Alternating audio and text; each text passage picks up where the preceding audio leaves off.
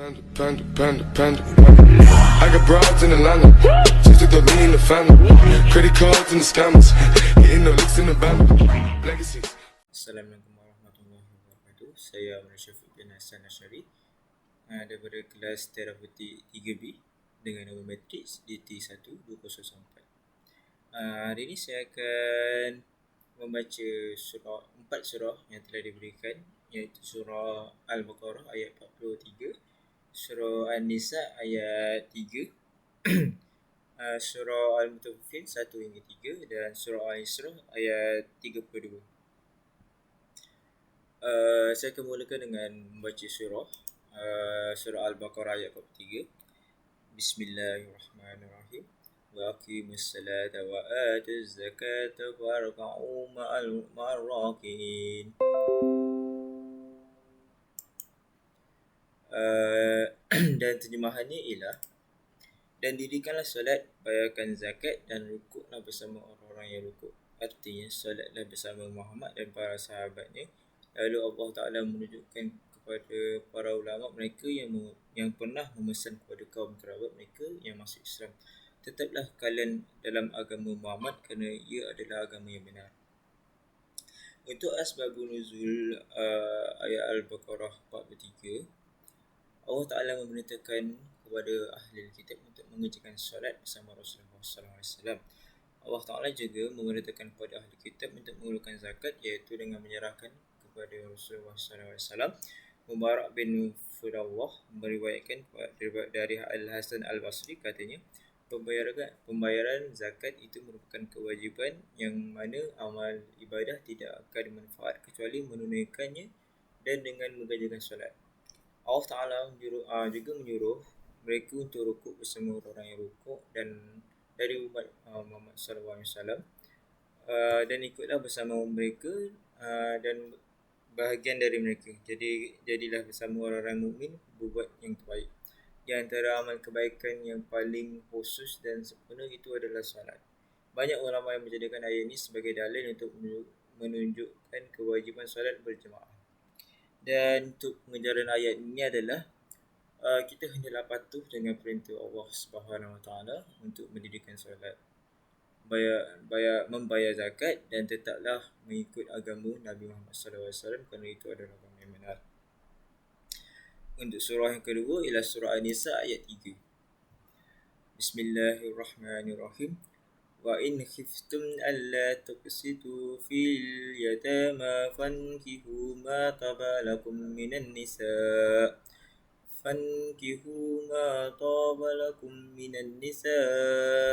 masna wa sulasa wa ruba'. Fa in khiftum alla ta'dilu fawahidatan aw ma malakat aymanukum zalika adna alla ta'ulun.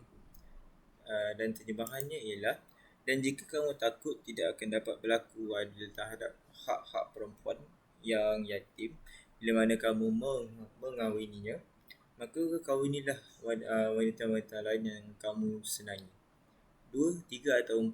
Kemudian jika kamu takut tidak akan dapat berlaku adil, maka kahwinilah seorang saja atau budak-budak yang kamu miliki. Yang demikian itu adalah lebih dekat kepada tidak berbuat aniaya. Bagi asbabun nuzul ayat An-Nisa ni pula, banyak riwayat sejarah tentang awal mula bagaimana ayat ini diturunkan, dan dari beberapa riwayat yang akan dituturkan di bawah ini. Bisa kita tarik benang merah yang menggambarkan betapa orang jahiliah tidak menghargai perempuan bagaimana mestinya dan menghalalkan segala cara untuk mendapatkan kekayaan. Akhirnya ayat ini turun untuk menegur orang Islam yang masih terbawa jahiliah.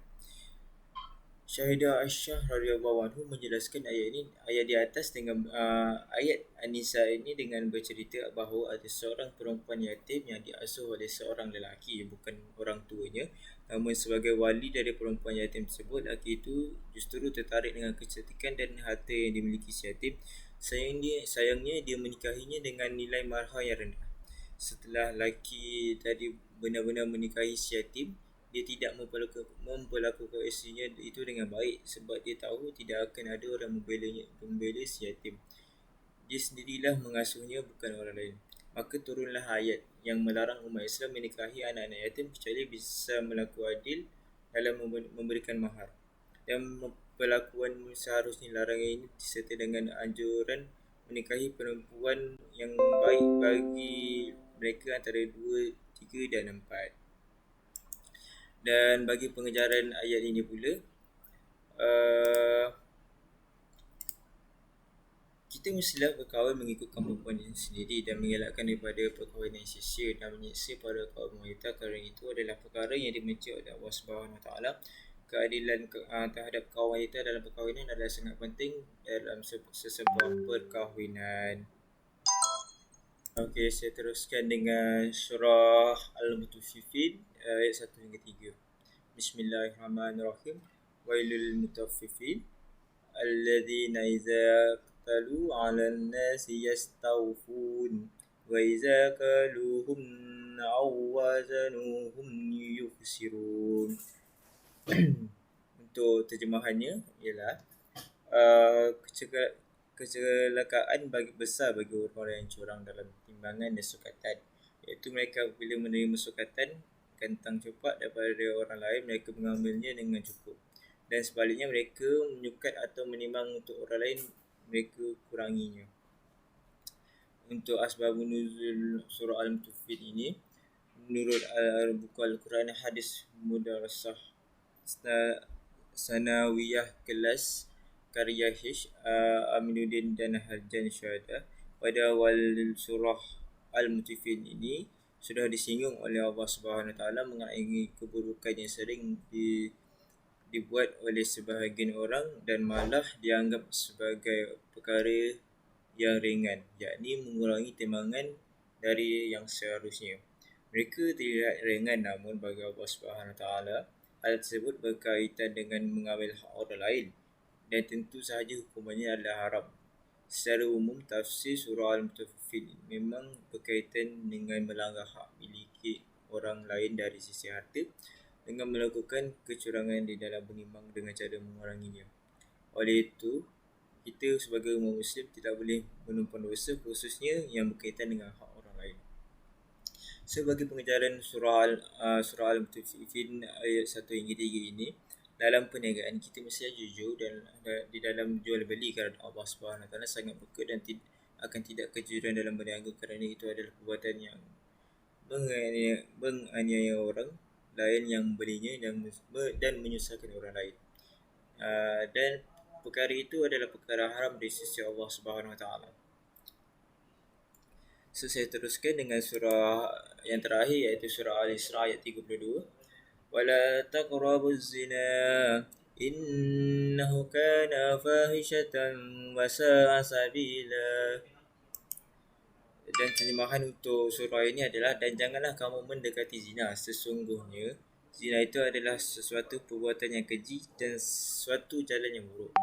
Untuk asbabun nuzul surah Al-Isra ayat 32 ini dari berbagai sumber yang ditemukan, khusus pada tafsir Ibn Kathir, bahawa asbab nuzul turunnya surah Al-Isra ayat 32 ini adalah pada waktu itu ada seorang pemuda yang datang kepada Rasulullah dan meminta izin untuk berzina. Dengan tegas Rasulullah melarangnya, maka turunlah ayat ini untuk melarang umat Islam dan umat Nabi Muhammad SAW untuk terjebak atau mendekati zina dan berbuat zina. Dan untuk pengajaran surah Al-Isra ayat 32 ini, Allah Subhanahu Wa Taala sangat benci dan murka akan perbuatan zina, kerana perbuatan itu adalah perbuatan yang terkutuk. So oleh itu, kita sebagai umat manusia perlu mematuhi arahan dan perintah Allah Subhanahu Wa Taala untuk mendapatkan rahmat dan keredaannya. Sekian daripada saya. Terima kasih.